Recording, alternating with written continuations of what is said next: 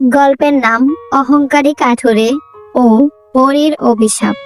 এক গ্রামে রামু নামের একটি তরুণ কাঠুরে ছিল, যাকে গ্রামের সবাই চিনত তার শক্তি আর গায়ের জোরের জন্য। সে দৈনিক বন থেকে বড় বড় গাছ কেটে নিয়ে আসতো। ধীরে ধীরে সে বুঝে গেল তার মতো কেউ নেই। গর্বে গা ফুলে উঠল। রামু চিৎকার করে বলতো, আমি না থাকলে এই গ্রামে কারো চুলায় আগুন জ্বলতো না। গাছগুলো যেন আমাকে ভয় পায়। সে কখনো কারো কথা শুনতো না। গাছ কাটার সময় সে প্রার্থনা করতো না, বন দেবীদের সালাম দিত না। সে ভাবতো গাছ কাটা তার অধিকার।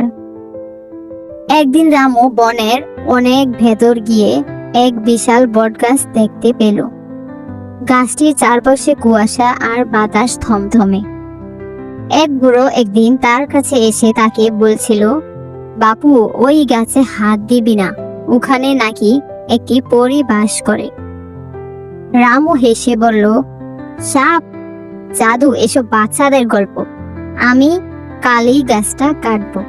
সে পরদিন সকালে কুড়াল হাতে গিয়ে গাছের গায়ে প্রথম কোপ মারতেই গাছটা গুম গুম করে কেঁপে উঠল। এই মুহূর্তে বেরিয়ে এলো এক বিশাল পরী। রূপালী কালো আঁশ, চোখে আগুনের মতো জ্বালা। পরীটি কোনো সাধারণ পরী ছিল না। সে ছিল বনদেবীর দূত, বনের প্রাণরক্ষী। পরী গর্জে উঠল, তুমি আমার ঘর নষ্ট করলে। আমি 100 বছর ধরে এই গাছ পাহারা দিচ্ছি। তোমার অহংকারের মূল্য তোমাকে দিতে হবে। রামু ভয় পেয়ে কাঁদতে লাগলো। সে কাঁপা কাঁপা গলায় বলল, আমি জানতাম না, আমি শুধু কাঠ কেটে জীবিকা চালাই। পরী বলল ঠান্ডা কণ্ঠে, জীবিকা চলে বোধ দিয়ে, কিন্তু তুমি বনকে উপহাস করেছ, গাছের কান্না শুনোনি। এখন তুমি যা বেশি ভালোবাসো তাই হারাবে। এরপর পরী গায়েব হয়ে গেল। রামু তৎক্ষণাৎ পৌঁছল, তার কুড়াল হাতে নেই। এরপর সে দেখে তার কাঁধে আর শক্তি নেই।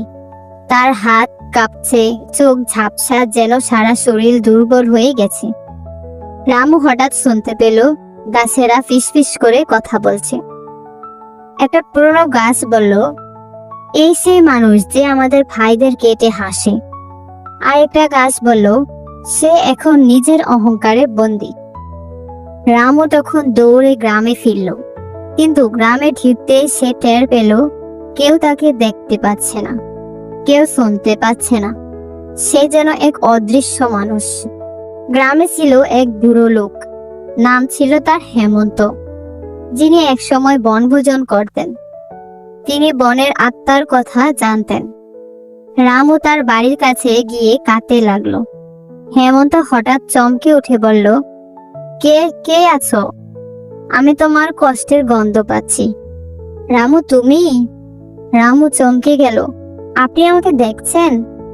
হেমন্ত বললেন, না, কিন্তু অনুভব করতে পারছি। বলো, কি হয়েছে? রামু সব খুলে বলল। হেমন্ত তার হাত ধরে বললেন, এটা শুধু সাপের অভিশাপ নয়, এটা প্রকৃতির প্রতিশোধ। তোমাকে ক্ষমা পেতে হলে বনকে খুশি করতে হবে। রামুকে নির্দেশ দেওয়া হলো, সে যত গাছ কেটেছে তার দ্বিগুণ গাছ লাগাতে হবে। বনের যত জীব আহত হয়েছে তাদের চিকিৎসা করতে হবে।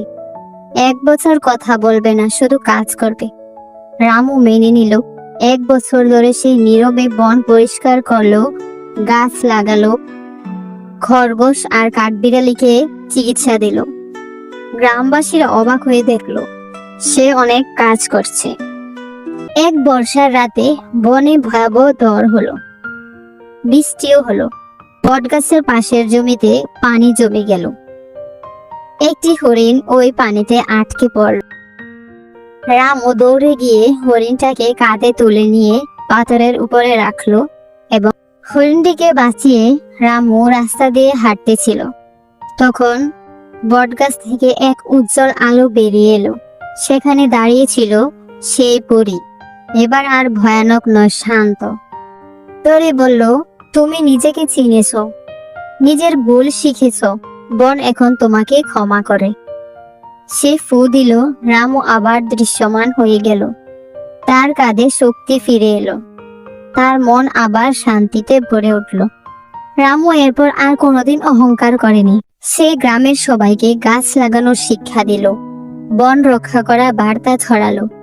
সে নিজেই বনের বন্ধু নামে পরিচিত হয়ে উঠল। এরপর থেকে রামু আর গাছ কাটে না, গাছ লাগায়। রামু জীবনের অভিশাপ ছিল তার সবচেয়ে বড় শিক্ষা। গল্পের শিক্ষা: অহংকার মানুষকে অন্ধ করে, কিন্তু প্রকৃতি সব দেখে। প্রকৃতিকে ভালোবাসলে সে আশীর্বাদ দেয়, আর অবহেলা করলে সে নিজেই বিচার করে।